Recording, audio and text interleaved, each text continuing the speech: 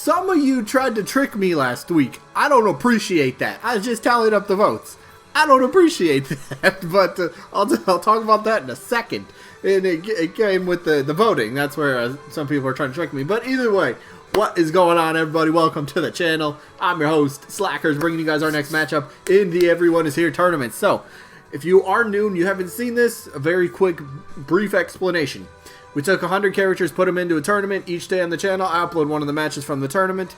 How the matches work, I talk about the two characters, maybe go over some facts, maybe a bit of a moveset pool, whatever it might be, and then we'll vote between one of the two characters down in the comment section. But there are a couple more rules, and you know, I got a couple little stories to tell after the rules, but let me throw up the rules here first. And rule number one, this whole tournament is for fun. It's in caps to emphasize, well, I mean, it's to have emphasis. Emphasis, I say. So, yes, it's all for fun. There's characters in this tournament that are assist trophies or spirits or me costumes, whatever. Just make sure you have fun with it. If you like a character, feel free to drop a vote. You don't have to vote for them just because they might not happen. And you don't have to vote for a character because they might seem more likely than the other one. It's all good. You vote for whoever you want. Have fun. Vote for whoever. But do remember you only get one vote per person. But how do you vote, though? Simple. Down in the comments, type the name of the character you are voting for. However, if you like both the characters, you can vote for both characters by simply typing the word both. Rest of the rules, double elimination tournament, meaning a character will have to lose 2 times overall before being officially eliminated. And then once we get to the results to determine the winner and loser of each individual match, if there happens to be a tie, gonna flip a coin on camera. It's the fairest way to break a tie. Had to do that yesterday, actually.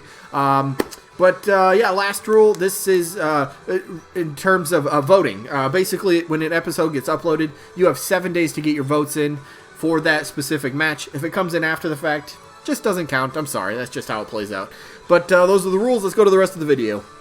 Alright, so we gotta go over the results from last week, but here's the very quick story. I'm hoping to keep this quick. And okay, anyway, the matchup last week happened to be from Reimu from the Toho Project, who was taking on Dr. Eggman.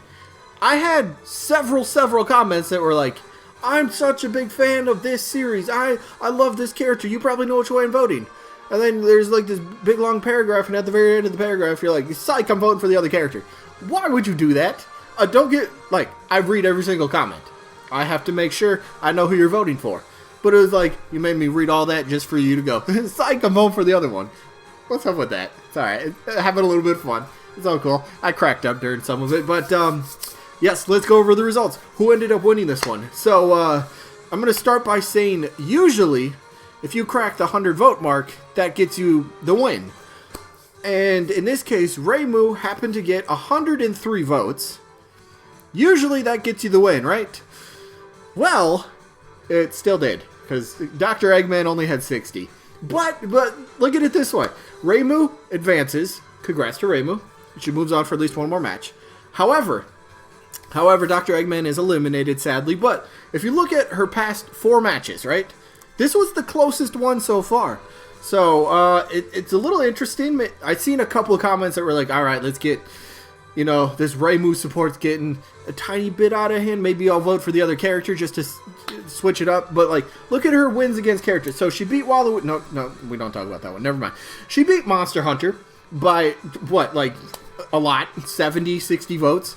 Then she beat Lloyd Irving last week by, like, 80 votes. And now she only won by about 43 votes. So the gap is starting to shrink as we're getting bigger and bigger matches and, you know, bigger and bigger characters. So we'll see if she can continue to hold her weight against whoever she gets matched up with next. So that could be interesting. But she moved on, and we have to do the same thing for the video. So today's matchup, another good one. Always good matches at this point in the tournament, right?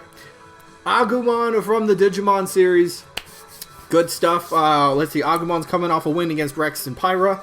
And his opponent happens to be Tails from the Sonic series. So one Sonic rep fell today.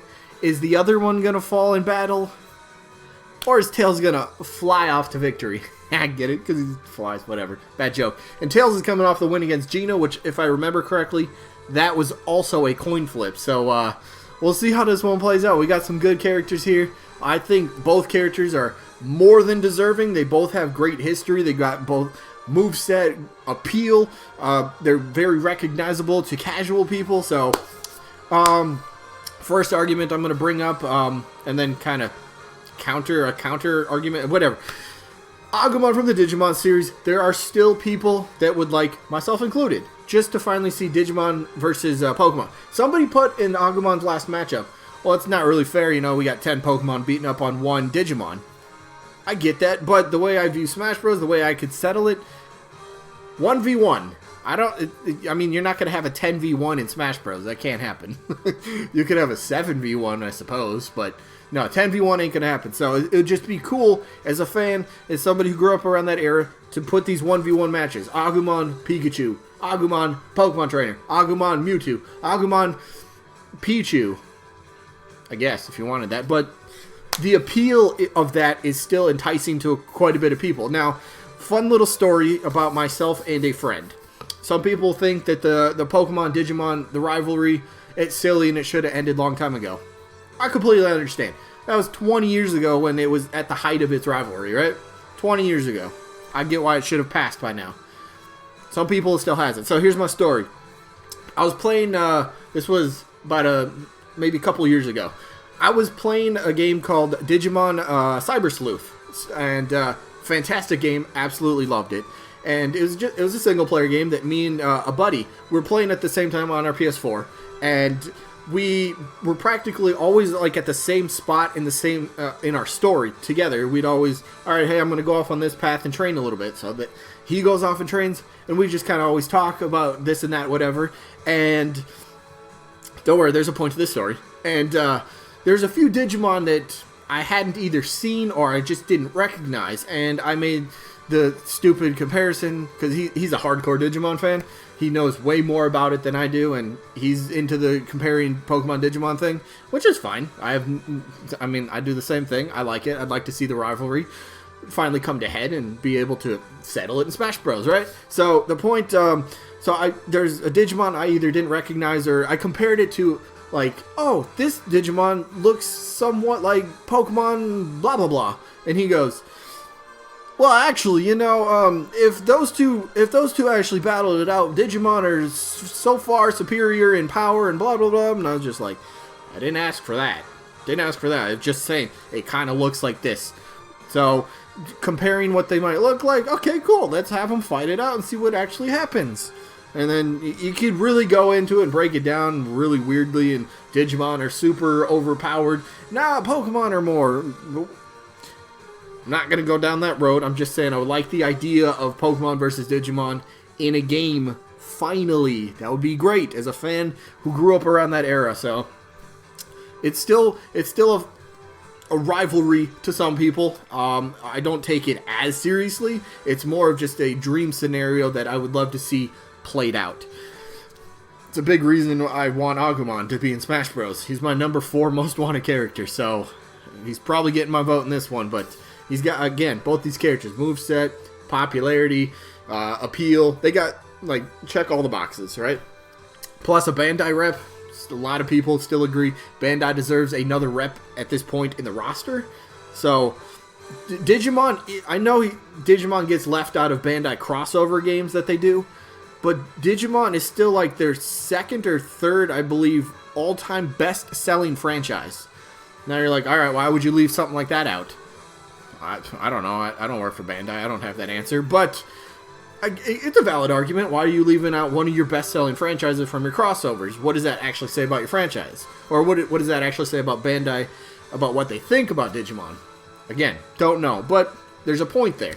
But anyway, it's still very popular. It's still around. A new TV series just started. I think it was in Japan. And I believe it was in Japan. I don't think it's been in English yet. But I've heard a lot of good stuff about it. I heard a couple irks that it did for some people, but whatever. It's still around, still produces games, still produces content, still produces all that sort of stuff, right? So, good stuff. Love to see it.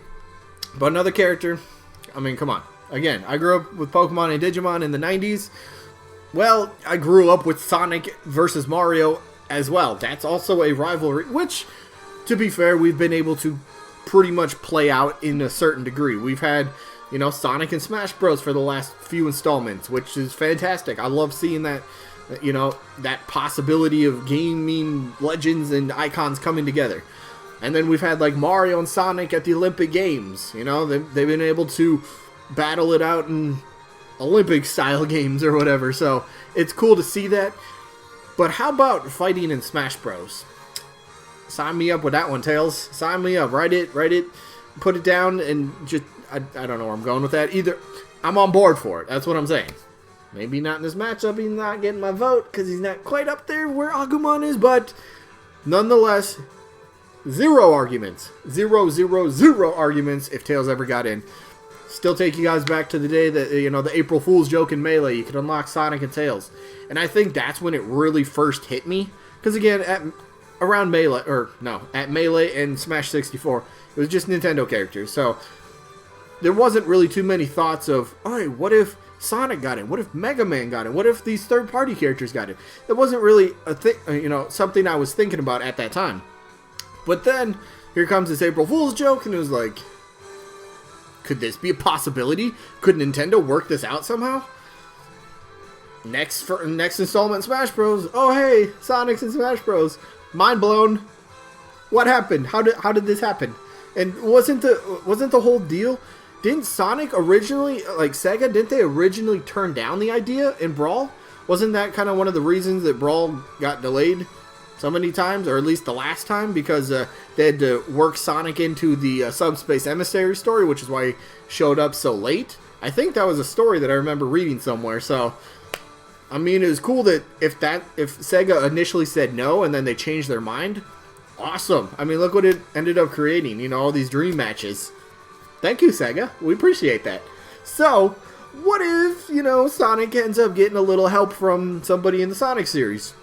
Notably, his best friend, his little sidekick, his insanely smart genius fox guy friend, right?